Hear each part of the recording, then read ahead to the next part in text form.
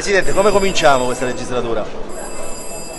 Tocca ad altri cominciare, cioè io sto a guardare quello che succede e come ho già dichiarato, visto che questa maggioranza ha ritenuto che io potessi essere dannoso e non utile, sarò bello tranquillo, mi farò i fatti miei, non mi sento di fare parte di questa maggioranza, quindi come dire, voterò secondo coscienza ogni singolo articolo, ogni singolo emendamento, ogni singola legge che verrà presentata. Io mi auguro comunque che vada bene, perché la Sicilia che ne ha bisogno, qua il problema non è di Miccichietti, Schifani o di altri, è la Sicilia che ha bisogno di un governo che funzioni, per cui faccio tutti i miei auguri e i migliori auguri davvero a Schifani e a tutta la sua squadra.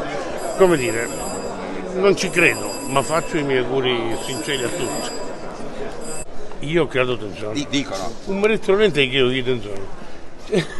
Cioè non mi hanno dato un assessore, non mi hanno dato manco i caramelle che si danno ai bambini e creo di tensione. Quindi che succede ora? Assolutamente niente. Io ho dichiarato già ieri che non mi ritengo più in maggioranza perché non mi hanno voluto. Basta.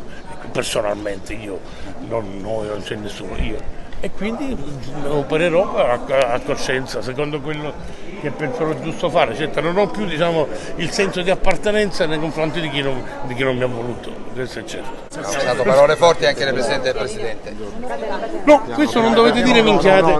Io ho detto che mi pare che cominciamo peggio di 5 anni fa. Non ho detto che già Schifani è peggio di Musumeci, non l'ho detto mai.